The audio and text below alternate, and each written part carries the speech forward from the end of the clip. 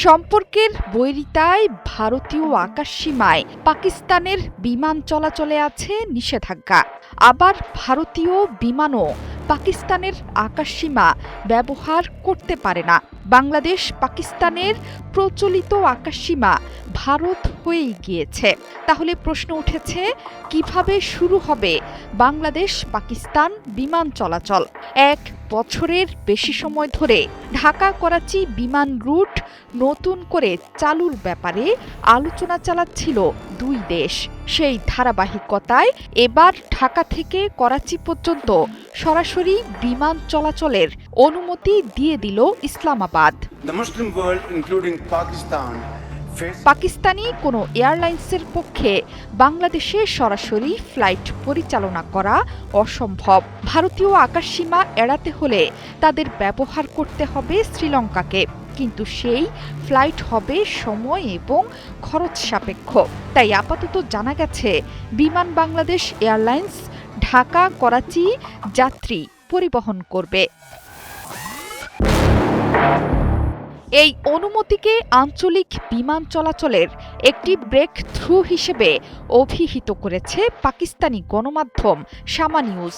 সংবাদ মাধ্যমটি বলছে, পাকিস্তান ও বাংলাদেশের মধ্যে আকাশ সংযোগের ক্ষেত্রে নতুন বছরে এটি নতুন এক অধ্যায়।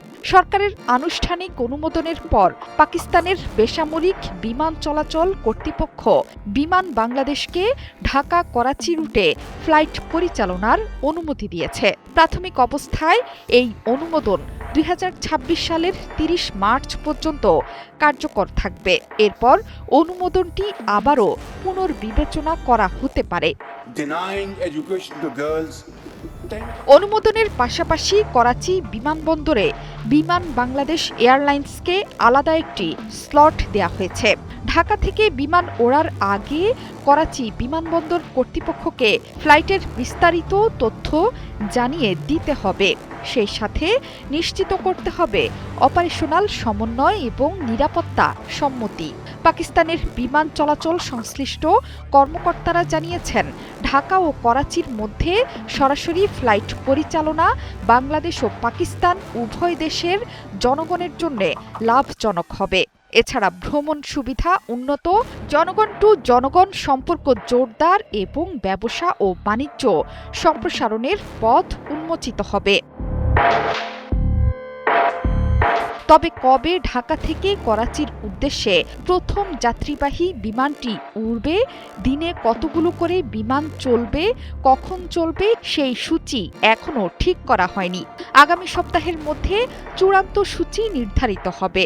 এরপরেই ঢাকা থেকে করাচির উদ্দেশ্যে উড়ে যাবে বাংলাদেশের বিমান। 1 যুগ আগে ঢাকা এবং করাচির মধ্যে নিয়মিত চলাচল করত বিমান। এরপরে সেটি বন্ধ হয়ে যায়। গত 1 বছরের বেশি সময় ধরে পাকিস্তান এবং বাংলাদেশ সরকারের এই বিমান রুট নতুন করে চালুর জন্য আলোচনা চালিয়ে যাচ্ছিল। ঢাকা করাচি রুটে বিমান চলাচল শুরু হলে দুই দেশের মধ্যে বৃদ্ধি পাবে বাণিজ্যিক যোগাযোগ। পাকিস্তান এবং বাংলাদেশের নাগরিকদের মধ্যেও যোগাযোগ বৃদ্ধি পাবে। জোহরা চৌধুরী, সেতু 71।